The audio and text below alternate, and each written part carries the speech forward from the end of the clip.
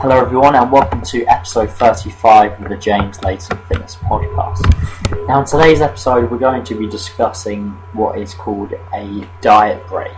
Now basically I've learned this from Ronald McDonald's, it's not my own idea. However, I've applied this to quite a few of my clients and it's something that may or may not apply to you. So essentially, what is a diet break? So a diet break is essentially a short period, usually 1 to 2 weeks, where calories are brought up to maintenance, and then after you finish the dieting break you're then going to go back to dieting calories again.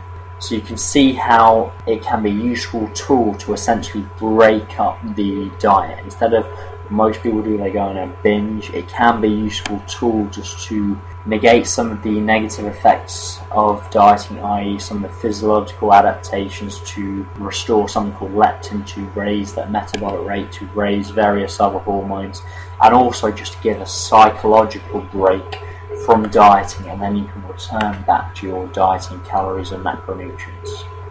And this can be very effective. I've used it with, as I said, some of my clients, and especially those individuals that have been dieting for a long period of time.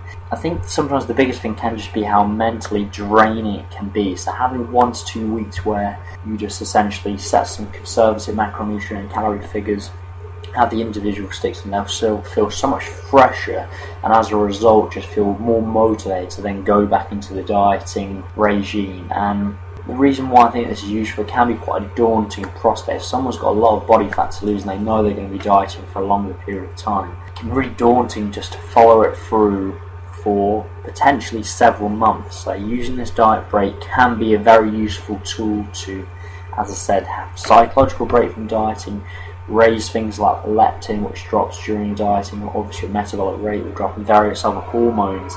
And as a result you can then go back to, from what I've found, is actually higher dieting calories and macronutrients, just because you've restored some of them physiological adaptation.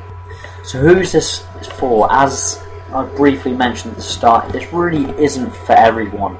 Like I said, the key determining factor will be 1, how long an individual's been dieting for, and 2, how lean they are. Typically the leaner the individual is, the more of those negative physiological adaptations you'll see. Another person which may be useful is a bodybuilder prepping for a show. Ideally, if you're prepping a bodybuilder, you want to have plenty of time for the individual to get lean enough, and 2, you can coincide potentially this diet break with almost a mini reverse diet, eating up into the show. So as long as you get that individual lean enough well prior to the show itself, you can then have the individual eating more calories, carbohydrates slowly, and almost filling out closer to the show, retaining some of that lost muscle and strength as well. Certainly a bodybuilder would be one example.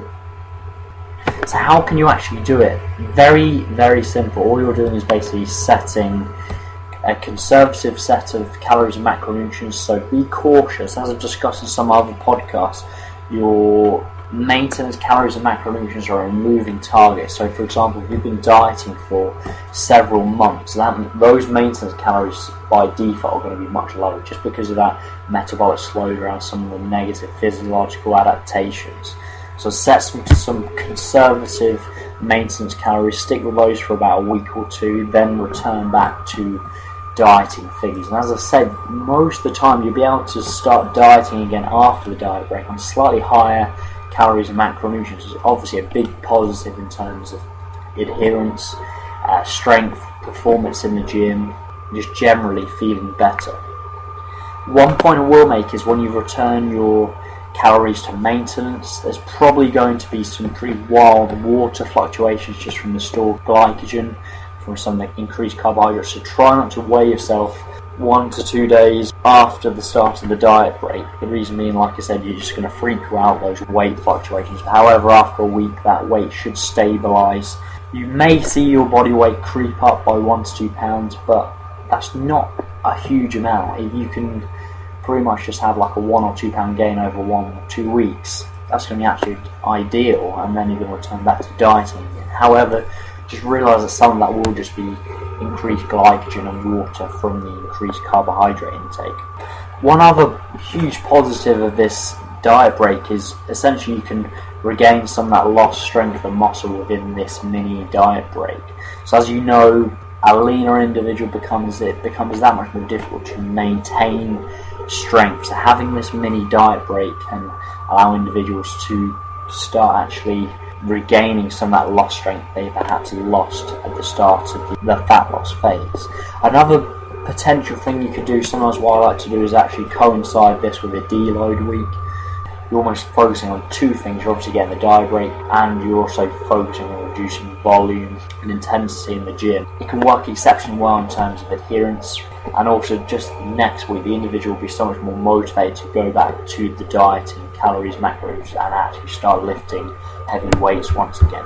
So hopefully you found this useful. Like I said, in most situations it probably isn't necessary, but if you've been dieting for several months and or you're very lean, or you're a bodybuilder prepping for a show, this can be a very useful tool. I think you'd be surprised just the mental feeling in terms of being refreshed when you turn back to the dieting phase, but also those big physiological adaptations become restoring leptin, giving that metabolic rate a boost, and restoring testosterone and some other hormones as well before you then transition back into the diet. So I hope you found this useful. If you haven't yet downloaded my free ebook how to set up a nutrition plan, if you go to James Layton, Layton fitness.co.uk, you can download that immediately, and I'll teach you how to set calories, macronutrients for fat loss or muscle gain. So thank you very much, guys. I'll speak to you next week. Take care.